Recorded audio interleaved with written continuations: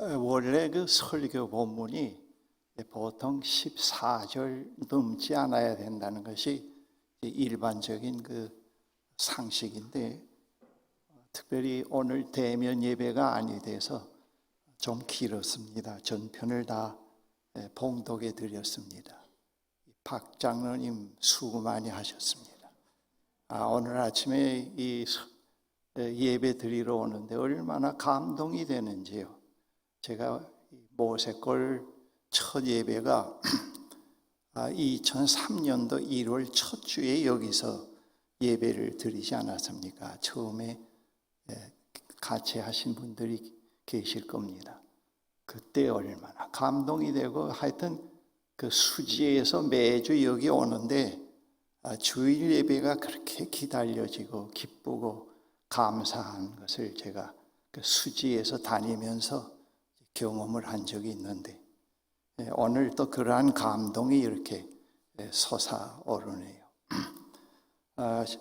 저는 이 시간에 여러분들 가정에서 드리는 분들도 이 공간을 넓혀서 다 한 장소에서 드린다 생각하고 설교를 하겠습니다. 102편을 앞에다 펴놓으시고 경청하시면 감사하겠습니다. 우리가 현실에 살면서 개인적으로나 사회적으로 어려운 일에 당면하였을 때 어려운 일 그 자체보다도 그것으로 인한 정신적, 심리적 고통이 더 감당하기 어려울 때가 있곤 합니다. 그러한 부정적인 느낌들이 우리에게 답답함, 불면의 밤, 더 나아가서는 육체적으로 병들게 합니다. 우리는 사건을 있는 그대로 볼 수 있는 그런 능력이 없기 때문에 그것을 아주 비관적으로 보던가, 그렇지 않으면 그것을 또 다른 측면으로 이렇게 확대해서 보는 데 익숙해져 있습니다. 본 시편은 고난을 당한 사람이 마음이 몹시 상하여서 그의 근심을 하나님께 토로하는 거의 절규에 가까운 기도입니다. 이 시에서 개인적으로 당한 환난이 형언할 수 없을 정도로 매우 통절하게 묘사되어 있습니다. 이 시에서 기도하는 나는 오로지 시인 자신만이 아닌 시온의 공동체 전체를 의미하기도 합니다. 이 시의 내용이 전반과 후반 두 부분으로 그 내용상으로 나누어집니다. 먼저 전반 1절, 11절은 시인, 개인 또는 공동체가 당하고 있는 고통을 여기서 묘사하고 있습니다. 한마디로 얘기하면 눈물입니다. 다음 후반 2절, 12절에서 28절은 미래에 하나님에 의해 이루어질 승리를 노래하고 있습니다. 한마디로 얘기하면 이것은 찬양입니다. 시인이 당한 환난이 이스라엘의 바벨론 포로 시기로 간주됩니다. 이 시기에 예루살렘은 황폐해졌습니다. 예루살렘의 황폐는 시인은 물론 이스라엘에게 깊은 절망을 안겨주었습니다. 그것이 시인을 정신적으로, 심리적으로 극복하기 어렵도록 압박감으로 느끼게 했습니다. 시인은 그가 당하고 있는 고통으로 육체적으로 매우 쇠약한 상태까지 이르게 되었습니다. 시인이 누구인지 그 신분이 밝혀져 있지는 않습니다. 본문 24절에 나의 하나님이여 나의 중년의 나를 데려가지 마옵소서, 또는 한창 때의 나이에 나를 꺾지 마소서라고 말한 것으로 보아서는 개인적으로는 청년기, 공동체적으로는 하나님의 뜻을 깨달아서 그 뜻을 실현하기 전이라는 사실을 알 수 있습니다. 시인에게는 자신의 생을 살아가야 할 날이 아직 많이 남아 있습니다. 먼저 시의 시작이 시인의 절박한 부르짖음으로 시작이 됩니다. 1절, 2절 여호와여 내 기도를 들으시고 주께 상달하게 하소서. 나의 괴로운 날에 주의 얼굴을 숨기지 마소서. 주의 귀를 내게 기울이사 내가 부르짖는 날에 속히 내게 응답하소서. 시인이 이렇게 절박하게 하나님께 부르짖는 것이 그가 당한 환난이 매우 극심한 이유도 있습니다마는 본문에 보면은 그보다 더한 절박감, 초조감은 하나님께서 시인에게 얼굴을 숨기지 아니할까 하는 두려움이 있었습니다. 하나님께서 얼굴을 숨기실 때에는 시인의 유일한 희망이 다 끊어지게 됩니다. 그때 시인은 고난의 때에 붙어잡을 수 있는 줄이 없어지게 되고 설 수 있는 자리가 없어지게 됩니다. 그 사실을 잘 알고 있는 시인은 매우 절박한 심정으로 부르짖고 있습니다.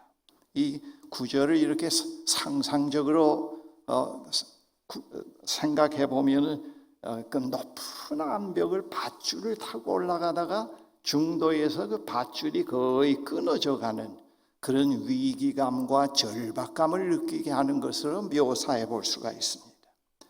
그 다음 그 3절부터 11절까지 그 하반절 전반부 전체를 인도해가는 그 3절 첫 부분에 히브리어 접속사 키가 있습니다.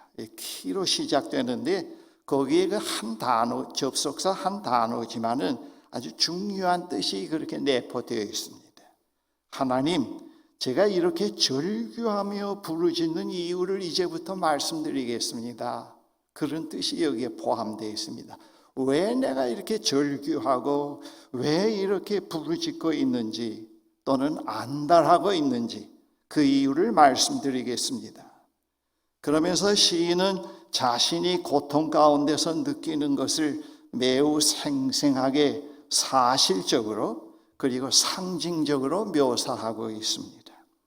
먼저 3절, 5절에 시인의 환난으로 인한 신체적 고통이 매우 생생하게 거기에 묘사되어 있습니다.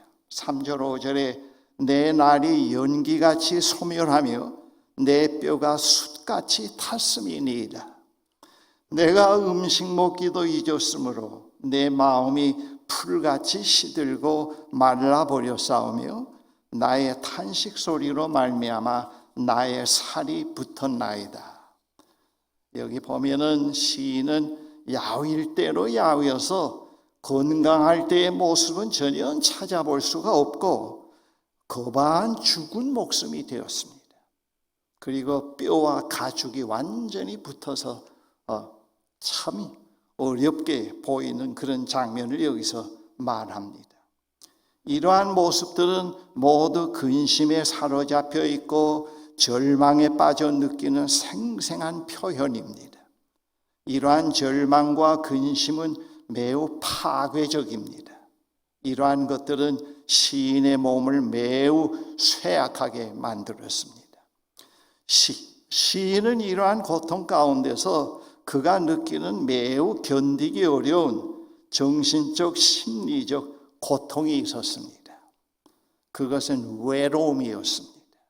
그러한 외로움을 아주 여기선 상징적으로, 비유적으로 묘사하고 있는데요. 그 6절, 7절에 보면은 나는 광야의 올빼미 같고 황폐한 곳에 부엉이 같이 되어싸우며 내가 밤을 새우니 지붕 위에 외로운 참새에 갔나이다 했습니다. 시인에게 이러한 외로움의 고통을 더해주는 것은 원수들의 비방입니다. 원수들의 비방은 시인이 당하는 고통이 하나님의 분노와 진노에 기인한 것이라고 그렇게 원수들이 말하고 있습니다. 실제로 시인이 하나님께 죄를 지었다고 하는 그런 내용은 이 시편에서 찾아보기가 어렵습니다. 8절 11절에 내 원수들이 종일 나를 비방하며 내게 대항하여 미칠 듯이 날뛰는 자들이 나를 가리켜 맹세하나이다. 나는 죄를 양식같이 먹으며 나는 눈물 섞인 물을 마셨나이다. 입에 들어가는 음식이 꼭 죄와 같고 먹는 물은 즉 소금물처럼 맛이 전혀 없습니다. 주의 분노와 진노로 말미암음이라. 주께서 나를 들어서 던지셨나이다. 내 날이 기울어지는 그림자 같고 내가 풀에 시들어짐과 같으니이다 그랬습니다. 이 전반부에 그 시인의 고통이 어떤 거라는 것, 왜 자기가 하나님께 그렇게 절규하는지를 시인의 고통을 아주 드라마틱하게 묘사를 합니다. 시의 전반은 생의 고난 가운데 있는 시인의 생이 얼마나 무상한지에 대한 이 고난과 역경은 우리의 생을 무상하게 느끼게 만들죠. 그게 더 힘들지요. 사실 의미 없게 만드는데 바로 그것으로 시작을 합니다. 그런데 후반에서는 전반의 분위기를 벗어나서 하나님의 영속적인 생명과 통치로 관심을 돌리고 있습니다. 시의 전반은 눈물입니다. 그러나 시의 후반은 찬양입니다. 완전히 반전입니다. 시의 이러한 반전의 근거가 17절에 여호와께서 빈궁한 자의 기도를 돌아보시며 그들의 기도를 멸시하지 아니하셨도다에 있습니다. 빈궁한 자의 기도를 멸시하지 않으시는 하나님은 그 하나님께서 가지고 계시는 시온에 대한 생각과 시인이 느끼는 절망과는 전혀 다른 현실입니다. 시인이 바로 이것을 얘기를 합니다. 너무 희망적입니다. 그러한 희망에서 시인의 현재의 고통도 문제가 되질 않았습니다. 해결이 되었습니다.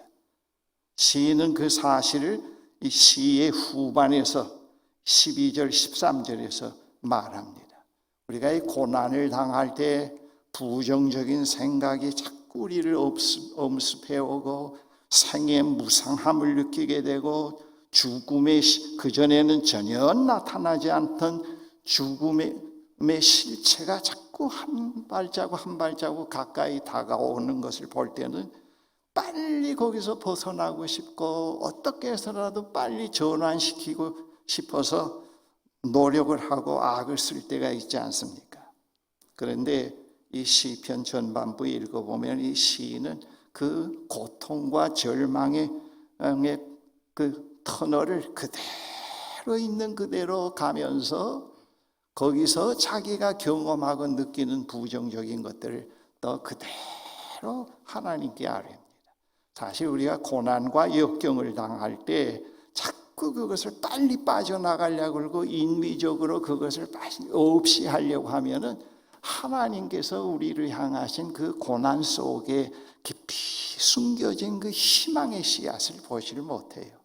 자꾸 전화로 수다를 떨고 자기 변명을 하고 또 어떤 그 알코올이나 마약으로 그걸 잊으려고 하면은 그 고난 속에 숨겨진 그 희망의 씨앗이 희망의 터널이 보여지질 않습니다. 그런데 이 시에서는 그게 아닙니다. 그대로 어두움의 터널, 절망의 터널을 지나가면서 자기가 지금 당하고 있는 어려움을 하나님께 그대로 표현을 합니다. 거기에서 희망의 사건, 희망의 아침을 이 시인이 보게 됩니다. 이 12절 13절에 이런 말씀입니다. 여호와여 주는 영원히 계시고 주에 대한 기억은 대대에 이르리이다. 주께서 일어나사 시온을 긍휼히 여기시리니 지금은 그에게 은혜를 베푸실 때라. 정한 기한이 다가오미니이다. 여호와께서 영원히 통치하시고 언제나 영원히 다스리신다는 겁니다. 특별히 여호와께서 고난 가운데 있는 개인과 시온을 긍휼히 여기십니다. 여호와께서 시온을 다시 세우시고 모든 영광 가운데 나타나셔서 빈궁한 자의 기도를 들으십니다. 그들의 일시적인 근심은 더 큰 계획의 한 부분이고, 그러므로 믿음으로 인내하는 것이 이 계획에 기여하는 것입니다. 여호와께서 장래의 시온을 위해 하실 이 일을 다음 세대를 위해서 기록해 놔야 된다는 것을 이 후반에서 말합니다. 여호와께서 이루실 이 일에 대해서 그 다음 19절 22절에 이렇게 말합니다. 여호와께서 높은 성소에서 굽어보시며 하늘에서 땅을 살펴보셨으니 이는 갇힌 자를 해방하사 여호와의 이름을 시온에서 그 영예를 예루살렘에서 선포하게 하려 하십니다. 그때의 민족들과 나라들이 함께 모여 여호와를 섬기리로다 그랬습니다. 이러한 그 희망의 복음을 다음 세대를 위해서 이 일을 기록해 놔야 아직 태어나지 않은 백성들이 하나님을 찬양하게 될 것이라고 하는 겁니다. 그래서 18절에 이 일이 장래 세대를 위해서 기록되어야 하리니 창조함을 받을 백성이 여호와를 찬양하리로다 했습니다. 시온의 영광의 날은 미래에 곧 장래 세대에 이루어지게 될 것이므로 장래 세대는 모든 시대에 하나님의 백성에 대한 하나님의 약속과 신실하심을 담은 기록이 거기에 필요하고 또 그들이 실제로 그것을 경험할 겁니다. 그 다음 이 시의 마지막 부분으로 시인의 찬양의 시의 기도가 결론으로 나와 있습니다. 그 결론의 내용은 하나님의 영원하심에 비추어 볼 때 시인 자신의 생의 덧없음과 여호와의 영원하심에 대한 찬양입니다. 본문 24절 28절에 좀 중도에 요약을 한 내용도 있습니다만 이 내용이 이러합니다. 그가 내 힘을 중도에 쇠약하게 하시며 내 날을 짧게 하셨도다. 나의 말이 나의 하나님이여 나의 중년에 나를 데려가지 마옵소서. 주의 연대는 대대에 무궁하니이다. 주께서 옛적의 땅에 기초를 놓으셨사오며 하늘도 주의 손으로 지으신 바니이다. 천지는 없어지려니와 주는 영전하시겠고 그것들은 다 옷같이 낡으리니 의복같이 바꾸시면 바뀌려니와 주는 한결같으시고 주의 연대는 무궁하리이다. 주의 종들의 자손은 항상 완전히 거주하고 그의 후손은 주 앞에 굳게 서리이다 했습니다. 하나님께서 통치하시고 다스리시는 세상에서 일어나는 모든 일들은 하나님의 뜻을 중단시키거나 무산시키지 못합니다.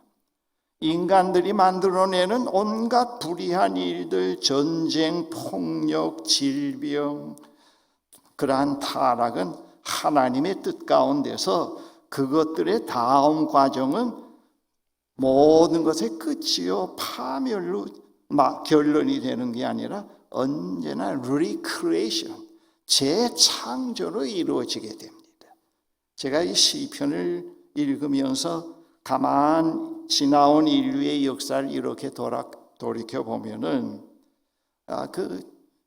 정치적으로나 모든 문화적으로 한 그 텀이 무너질 때 그걸로 그 무너지는 걸로 그 세상의 끝이 아니고 또 어떤 질병으로 그것이 모든 세상이 질서가 무너지는 것처럼 또는 재난으로 무너지는 것처럼 되어 있을 때 그걸로 끝나지 않고 언제나 그것보다 더 나은 순수하고 참된 질서가 또 탄생하고 한다고 하는 것을 제가 대충 인간 역사 속에서 발견을 했습니다.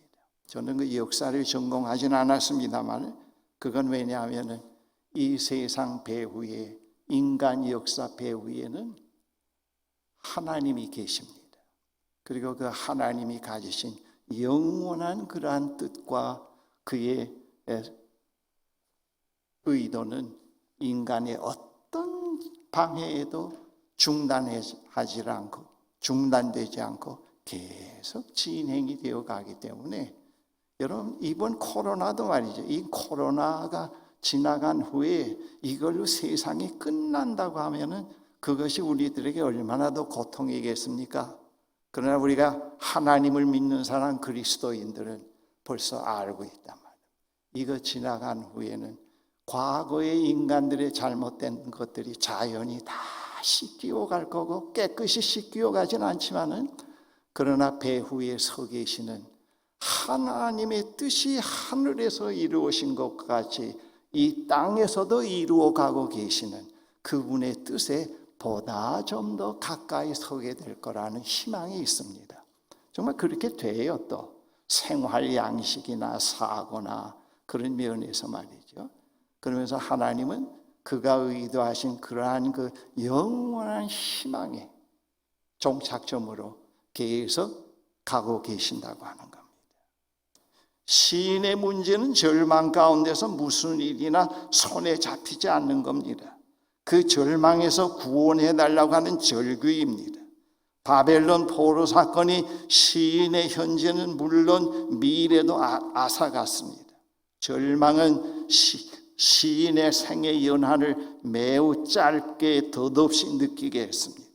그 미래가 없는 삶은 매우 고통스러운 것입니다. 시인을 다시 일으켜 세운 것은 하나님께서 이스라엘, 세상을 포기하시고 떠나지 않으셨다고 하는 겁니다. 사실 우리의 미래는 다 불확실해요. 전 세계적으로 볼 때.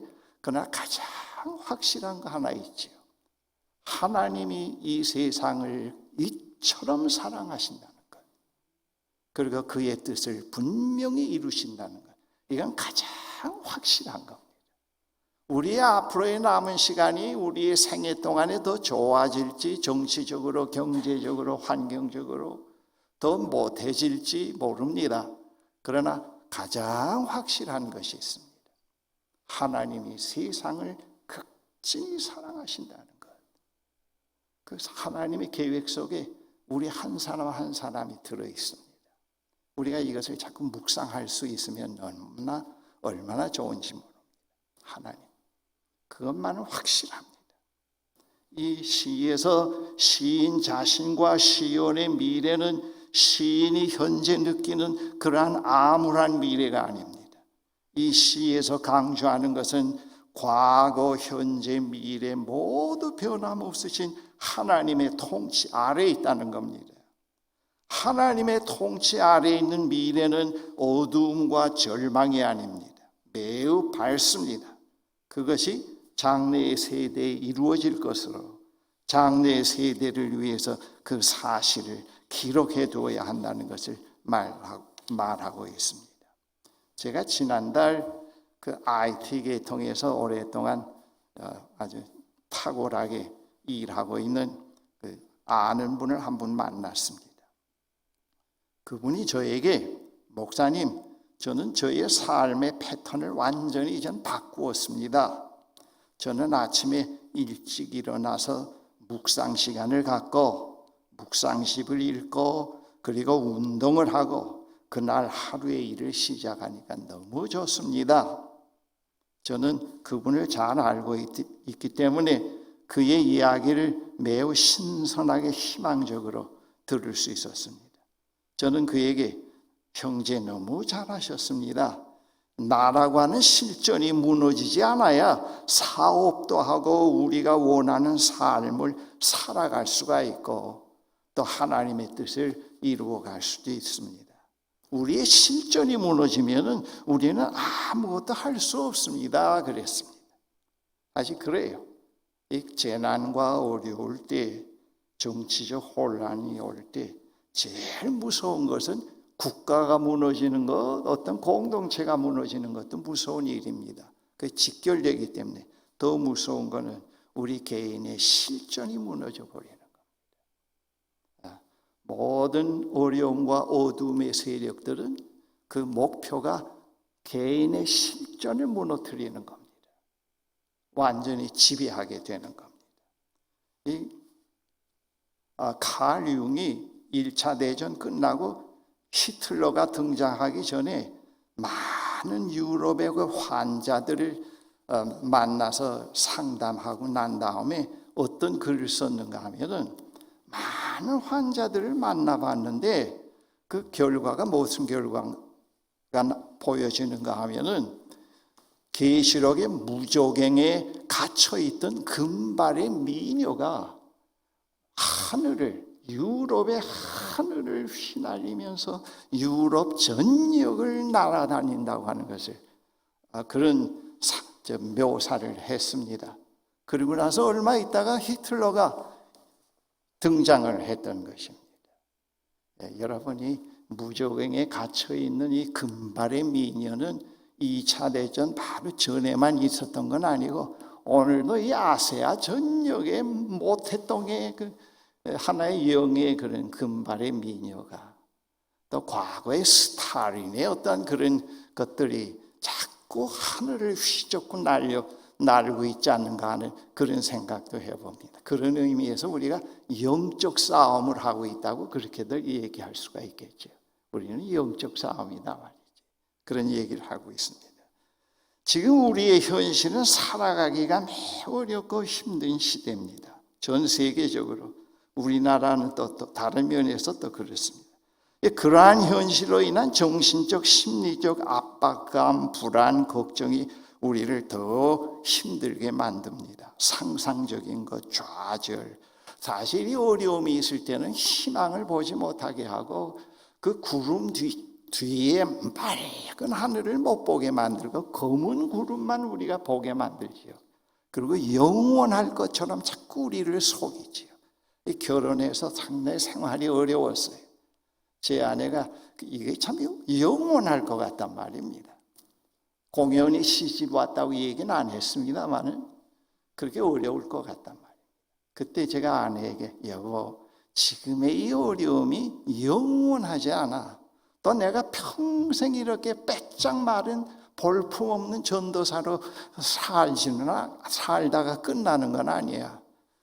저 하나님의 뜻과 의도 속에 하나님의 사랑 가운데 있는 임영수의 부부의 미래는 상당히 밝아. 개인적으로 그때 국가 의 생각을 관련시키질 않았습니다. 상당히 밝아.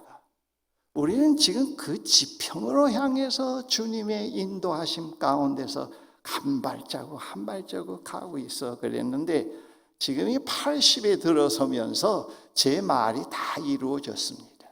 제가 부자가 되거나 뭐 사회적으로 명성을 떨치거나 그러진 못했습니다만은, 그러나 영적인 차원에서, 정신적인 차원에서 우리가 건강한 사람으로 노년을 맞이할 수 있었다는 것은 주님이 함께 하셨기 때문에, 그 미래의 약속을 붙잡고 있었기 때문에, 우리 그리스도인들의 미래는 부활하신 주님이 우리의 미래입니다. 우리는 그걸 붙잡아야 돼요. 붙잡고 있어야 돼요. 그리고 부활하신 주님의 미래가 현재 나의 실존입니다. 그렇죠? 보이지는 않지만은 하나님에 의해서 용서되고, 하나님에 의해서 받아들여지고, 하나님에 의해서 사귐의 삶이 이루어지고 있고, 그리고 계속해서 하나님에 의해서 한 걸음 한 걸음 어려운 현실의 삶을, 어느 때는 편안한 때가 있었던 건 아닙니다. 우리는 하나님의 백성이 이 세상에 살면서 어두운 터널을 벗어날 수는 없어요. 그러나 이기면서 살아갈 수는 있습니다. 그게 성서의 약속이거든요. 그런 어두운 상황 속에서 주님이 우리와 동행하시면서 하루하루 우리에게 말씀하십니다. 여러분, 복음서를 읽어보면은 주님께서 제자들을 데리시고 가시면서 저 천상의 얘기, 알아듣지 못할 황당무계한 얘기를 하지 않았지요. 얘들아, 저 백합화를 봐. 얘들아, 저 눈먼 사람들을 봐. 그 전부 일어나는 사건을 통해서 말씀해 오시는 하나님을 보게 만들고 그의 음성을 듣게 했지요. 지금도 주님께서는 우리와 함께 하시면서 말이죠, 성령으로 얘들아, 이 코로나를 통해서 들려오는 하나님의 음성을 들을 수 있어야 돼. 이런 사건이 무엇을 말하는지, 너의 실패를 통해서 무엇을 말하고 있는지, 그래서 오히려 우리는 자꾸 그런 면에서 깨어나야 합니다. 이 정치 풍토에 자꾸 매몰이 되고, 여기 매몰되다 보면 욕밖에 안 나와요. 우리 같은 사람은 욕쟁이가 될 것 같아요. 이거 큰 시험이구나. 누구라도 다 용서하고 긍휼히 여기면서 기도하면서 새로운 질서가 나타나도록, 하나님이 원하시는 질서가 그래도 이루어질 수 있도록 기도해야 되겠구나 하면서 기도를 해갑니다. 주님은 지금도 우리와 동행하시면서 저 부활의 주님이 계시는 희망의 목표점을 향해서 우리를 동행하고 있습니다. 근데 그 과정이 그렇게 쉬운 건 아니에요. 거기서 우리는 자꾸 성숙된 사람으로 자아의 감옥에서 벗어나서 말이죠, 하나님 나라를 향해서 나아가는 사람으로. 이 코로나가 끝난 다음에 여러분 한번 우리 점수를 매겨봅시다. 얼마만큼 내가 변했는가? 자아 중심에서 얼마나 내가 빠져나왔는가? 그리고 내가 얼마나 이웃을 많이 생각할 수 있었는가? 우리 평점을 한번 매겨봅시다. 이 코로나가 끝난 다음에도 아무런 반응이 없다고 하면은 그 믿는 사람으로서는 좀 의심을 해봐야 할 일입니다. 우리는 코로나가 끝나기를 손 놓고 기다리면 안 돼요. 코로나와 함께 살아가는 삶을 배워야 됩니다. 계속 배워가면서 마치 코로나를 거의 잊을 정도로 하루하루 사는 삶을 배워가야 됩니다. 그렇다고 마스크도 안 끼고 갈 때 다 가고 그런 것은 아니죠. 여러분들이 그렇게 생각할 유치한 수준은 아니라고 생각합니다. 그러면서 우리가 하루하루를 살아가야 됩니다. 우리는 양보다도 요즘에는 삶의 의미와 목적을 더 중요시 여겨야 됩니다. 그걸 붙잡아야 됩니다. 진리의 본질을 붙잡아야 됩니다. 그리고 하나님께서 지금에 일어나는 일들을 통해서 하시는 말씀에 계속 귀를 기울여야 됩니다. 현재 우리의 근심과 걱정은 하나님의 더 큰 계획의 한 부분으로 받아들입시다.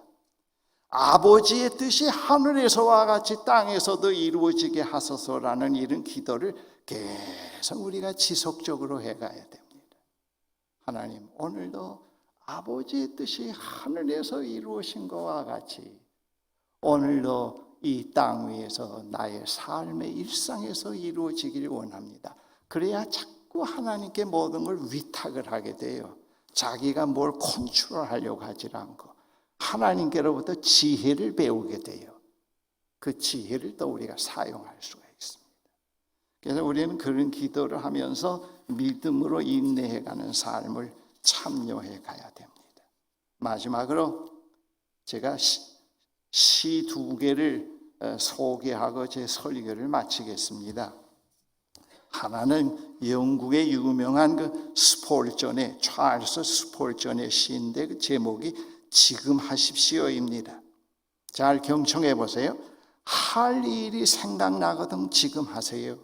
오늘 하늘은 맑지만은 내일은 구름이 보일지도 모릅니다. 어제는 이미 당신의 것이 아니니 지금 하세요. 그 다음 이은 친절한 말 한마디가 생각나거든 지금 말하세요. 내일은 당신의 것이 안 될지도 모릅니다. 사랑하는 사람이 언제나 곁에 있지는 않습니다. 사랑의 말이 있다면 지금 하세요. 그 다음 연으로 미소를 짓고 싶다면 지금 웃어보세요. 당신의 친구가 떠나기 전에 장미가 피고 가슴이 설렐 때 지금 당신의 미소를 주세요. 그 다음 마지막이요. 불러야 할 노래가 있다면 지금 부르세요. 당신의 해가 저물면 노래 부르기에는 너무나 늦습니다. 당신의 노래를 지금 부르세요. 찰스 스펄전입니다. 그 다음에는 우리나라 유명한 시인 나태주 씨의 기도입니다. 아주 그 기도가 참 좋아요. 내가 외로운 사람이라면 나보다 더 외로운 사람을 생각하게 하여 주옵소서. 그 다음, 내가 추운 사람이라면 나보다 더 추운 사람을 생각하게 하여 주옵소서. 다음, 내가 가난한 사람이라면 나보다 더 가난한 사람을 생각하게 하여 주옵소서. 그 다음, 더욱이나 내가 비천한 사람이라면 나보다 더 비천한 사람을 생각하게 하여 주옵소서. 그 다음, 그리하여 때때로 스스로 묻고 스스로 대답하게 하여 주옵소서. 나는 지금 어디에 있는가? 나는 지금 어디로 향해 가고 있는가? 나는 지금 무엇을 보고 있는가? 나는 지금 무엇을 꿈꾸고 있는가? 그래요. 요즘에 선행을 하기가 참 쉬워요. 전화 한 통으로 따뜻한 말 한마디가 그렇게 위로가 돼요. 형제, 내가 기도해요. 잊지 않고 기도해요. 용기를 내세요. 이 따뜻한 모습, 말 한마디, 더 작은 어떤 그런 더 돕기 위한 그런 더 예물들. 참 요즘에는 어떤 면에서는 크리스찬으로 산다는 것이 옛날보다 더 쉬울 수도 있습니다. 우리는 이런 시대에 우리 그리스도인의 정체성을 잃어버리면 안 돼요. 그리스도인의 정체성을 잃어버리질 않아야 이 사회에서 빛과 소금의 역할을 할 수가 있습니다. 이거 상당히 중요해요. 이런 시기에 그리스도인들이, 교회가 자기 정체성을 잃어버리고 전부 정치꾼들에게 하나의 이용을 당하고 이리저리 하고, 그렇게 되면 이건 완전히 잘못된 겁니다.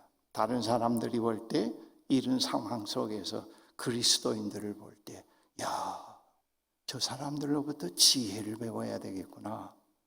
저 사람들로부터 진정한 삶이 무엇인지, 목적이 무엇인지 배워야 되겠구나. 정말 이런 상황 속에서 오히려 교회가 교회의 본질을 보일 수 있는 절호의 기회이기도 합니다. 그런 의미에서 우리 하나의 어떤 그런 정치적 의미, 문화적 의미 말고 신앙적인 의미에서 코로나는 하나의 기회입니다. 기회입니다. 하나님이 우리를 포기하지 않으시고, 우리의 미래는 코로나가 전부고, 전체주의와 칼 막스가 전체고, 중국과 똑같은 나라로 전락해버리는 그런 거 전체가 아닙니다. 거기에 속아 넘어가면 안 돼요. 우리의 미래는 부활하신 주님이 그것이 우리의 미래입니다. 우리는 그걸 자꾸 묵상하면서 희망의 지평을 걸어가야 됩니다. 기도하십시다. 전능하신 하나님, 이렇게 예배가 부자연스럽지 못하는 가운데서 드리는 예배지만은 너무 감사하고 감동이 됩니다. 하나님, 사랑하는 형제자매들이 이 자리와 또 각처에서 이 시간 함께 예배 드릴 수 있게 된 것 감사합니다. 우리의 현실이 어렵더라도 이 어두움의 그 현실에 먹힘을 당하지 말게 하옵소서. 우리가 정신 차리고 깨어나서 오늘의 이 시대를 부활의 산 소망과 증인으로서 이 시대를 살아갈 수 있도록 저희들을 도와주시고 인도해 주십시오. 특별히 교회를 위해서 수고하시는 우리 사랑하는 유목사님, 교역자들, 그리고 장로님들, 그리고 사랑하는 형제자매들 한 분 한 분을 굳게 세워주시고 주의 넘치는 위로로 그들을 세워주십시오. 그리고 하나님께 뜻이 하늘에서 이루어진 것과 같이 이 땅에서도 이루어져가는 거기에 우리가 있게 하옵소서. 거기에 동참할 수 있게 해주십시오. 예수 그리스도의 이름으로 기도합니다. 아멘.